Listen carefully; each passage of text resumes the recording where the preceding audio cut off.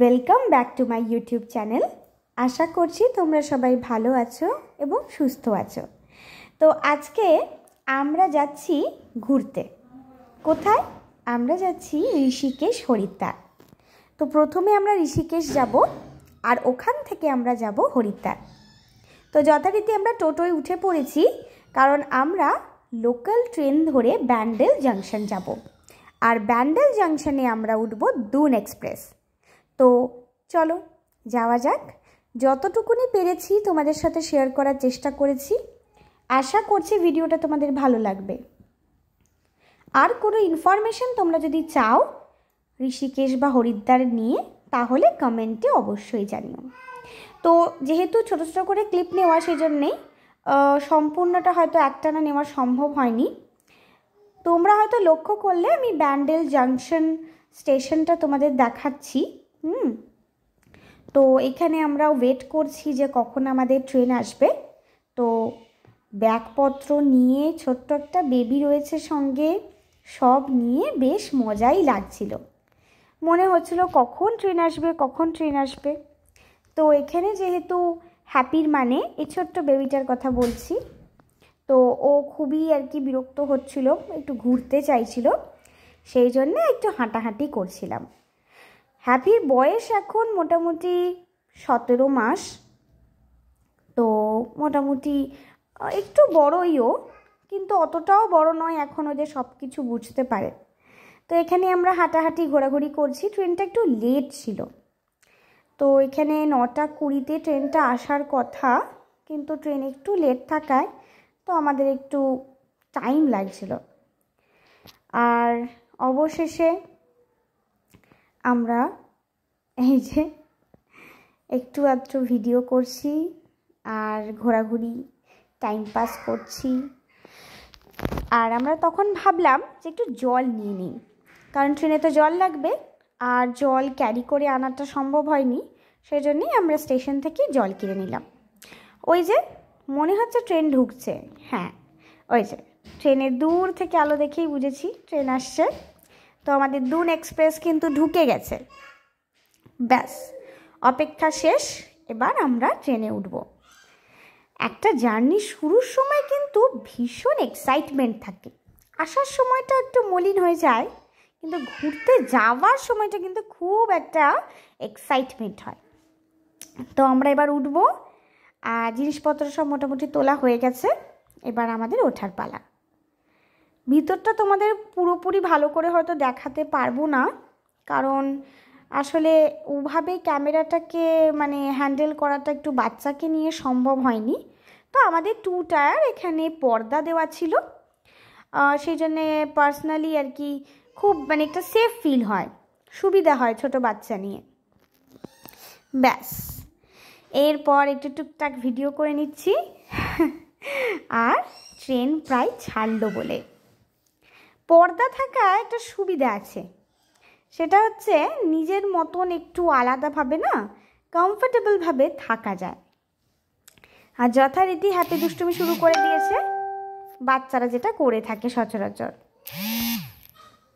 এই যে দুষ্টুমি এসব হচ্ছে। আমরা সবাই একটু গল্পগুজব করছিলাম এখানে, আর গল্পগুজব করতে করতেই চারপাশটা দেখছি, হ্যাপির খেলা দেখছি, এই সব চলছে। চলো পরের দিনের ভিডিওতে যাই। এটা একদম পরের দিনের সকাল সকাল ভিডিও করে নিয়েছি। ওই ছোট্ট বেবি আমাদের, উনি আবার ব্রাশ করতে বসেছেন। সকালটা ট্রেনে কি ভালোই না লাগে, আমার তো ট্রেনে খুব ভালো লাগে। কি সুন্দর চারপাশটা, নতুন নতুন স্টেশন আসছে, যে জিনিসগুলো দেখিনি সেই অজানা জিনিসগুলো জানা যাচ্ছে। এই স্টেশনগুলো আমি কোনোদিনই দেখিনি, তো বেশ ভালোই লাগছিল। আসলে ভিডিও করার সময় একটু হয়েছে কি, একটু লম্বা আর একটু এই ধরনের ভিডিওগুলো একটু করে ফেলেছিলাম, তাই একটু সমস্যা হচ্ছে আপনাদের হয়তো দেখতে। এরপর থেকে সব ভিডিও মোটামুটি আপনারা ঠিকভাবেই পাবেন। এই যে প্রায় দুপুরের দিকেটা, আর এই ছোট্ট বেবিটা ঘুমিয়ে পড়েছে। সব পর্দা টর্দা টেনে দিয়ে আমরা ভিতরটাতে বসে আছি। দুপুরের খাবার খাবো। আমরা খাবার মোটামুটি বানিয়ে এনেছিলাম যাতে একটু চলে যায় আর কি, সবসময় ট্রেনের খাবার তো ভালো হয় না। তো এইটা হলো খুবই একটা এক্সাইটিং পার্ট, অযোধ্যা ঢুকছে। হ্যাঁ, ঠিক শুনেছেন, রাম মন্দির। এত দিনের প্রতীক্ষার পর সেই অযোধ্যা। হয়তো পুরোটা দেখতে পাবো না, অযোধ্যা ধামটা তো পুরো দেখা সম্ভব নয়, ওই স্টেশন থেকেই আর কি একটু দুধের স্বাদ ঘোলে মিটিয়ে নিচ্ছি আমরা। তো শুনলাম যে এই অযোধ্যা আসছে, ব্যাস বসে পড়েছি জানলার ধারে। এখানে পরপর ট্রেন আসছে, দূরে সাজসজ্জা, কি সুন্দর। স্টেশন ঢুকছে, অযোধ্যা ঢুকছে, সবাই খুব এক্সাইটেড। জানলায় একবারে ভিড় পড়ে গেছে। আর জানলার বাইরে যা দেখলাম, এদিকটাতে কিচ্ছু বোঝা যাচ্ছে না। এই অপর পাশের জানলাটা একটু পরে আপনাদের দেখাবো। কি যে ভিড়, বাবারে বাবা। তার কিছুক্ষণ পর শুনি প্রচুর লোক ওই দরজার সামনেটাতে ভিড় করে বসে। এই দিকটায় তাকিয়ে দেখছি তেমন তো ভিড় নেই। যখনই অপর পাশে তাকাবো ভাবছি যে ভিড় অসম্ভব, মানে ভাবা যাচ্ছে না। জাস্ট ভিড়টা একবার দেখলেন, মানে প্রচণ্ড ভিড়। আর এই দিক থেকেই কিছু জানি না, তারা হয়তো টিকিট কাটেনি, তারা কিন্তু দরজার সামনে বসেছিল। আর এই টেন্টগুলো দেখছেন, এগুলো হচ্ছে অযোধ্যা ধামে যারা মানে দর্শনার্থী আসবে তাদের জন্য বানানো হয়েছে, তারা যাতে এখানে থাকতে পারে। শুনলাম এখানে নাকি থাকা খাওয়ার ব্যবস্থা দুটোই আছে। তো আবারও আমাদের ট্রেন চলতে শুরু করেছে, অযোধ্যা ধাম ক্রস করে গেছে। তো এখানে টুকটাক একটু জানলার ধারটার আমরা নেওয়ার চেষ্টা করছিলাম। তো সেখানেই দাঁড়িয়ে জানলায় দেখা, এই তো ট্রেনে জার্নি মানেই একটু কফি খাওয়া, টুকটাক খাবার খাওয়া, গল্প করা আর জানলার বাইরে দিয়ে দেখা। অনেক চেষ্টা করেও আমি কিছুতেই পুরো যে আমাদের কামরাটা একটা ভিডিওর মধ্যে আনতে পারিনি। কখনো এদিক নড়ে যাচ্ছে, কখনো ওদিক নড়ে যাচ্ছে, কি আর করা যায়। তো বারবারই বাইরের দিকে দেখছি, হ্যাঁ সুন্দর পাহাড় দেখা যাচ্ছে দূর থেকে। পাহাড় ভীষণ ভালো লাগে, মনটাকে যেন একটা শান্তি দেয়। দূরে দূরে অনেক বাড়ি ঘর সব পরপর রয়েছে। আর এই যে আবারও একটা দেখছি, মানে প্রচুর, মানে এখানে গাছে গাছে কিন্তু ভরা, যেদিকেই তাকাচ্ছি সবুজ আর সবুজ, বেশ ভালো লাগছিল। তো জানলার কাঁচটা একটু ব্লারি হয়েছিল, মানে একটু কেমন একটু ভালোভাবে আর কি ক্লিয়ার জানলার বাইরেটাতে তো আমরা ভিডিও করতে পারছি না। তো যেটুকুনি আনা সম্ভব হয়েছে সেটুকুনি আপনাদেরকে দেখানোর চেষ্টা করছি আর কি। এই যে এখানে আমাদের আরেকটা পোর্শন আর কি আমরা পেরোচ্ছি, দেখলাম যে লাইনে অনেক, মানে প্রচুর ভিড়। বাড়ি ঘর রাস্তাঘাট এসব দেখতে দেখতে বেশ সময়টা পেরিয়ে যাচ্ছিল। যেটুকু পারছি সেটুকুনি ভিডিও করে আপনাদের সাথে শেয়ার করছি। জানি না আপনাদের কতটা ভালো লাগছে। আমার কিন্তু এই ভিডিওটা করার সময় আর দেখার সময় ভীষণ ভালো লেগেছিল। এখানে প্রচুর সর্ষের ক্ষেত, দূরে দূরে বাড়ি, সামনে বিশাল বিশাল ধান ক্ষেত, সর্ষের ক্ষেত, খুব সুন্দর সবুজ আর সবুজ। তবে বেশিটাই কিন্তু সর্ষের ক্ষেতই আমি দেখেছি।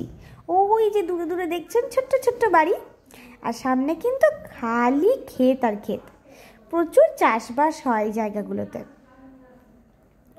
আমরা তো যাব হচ্ছে ঋষিকেশ, আমরা নামবো যোগনগরী ঋষিকেশ। ওই স্টেশনটা নাকি শুনেছি দুর্দান্ত দেখতে। আপনারা কিন্তু পুরোটা দেখবেন, আর এখানকার পার্টসগুলো আমি ভেঙে ভেঙে দেব। একবারে পুরোটা দেখতে হয়তো আপনাদের বোর লাগতে পারে, সেই জন্যে পার্ট 1 পার্ট 2 করে দেব।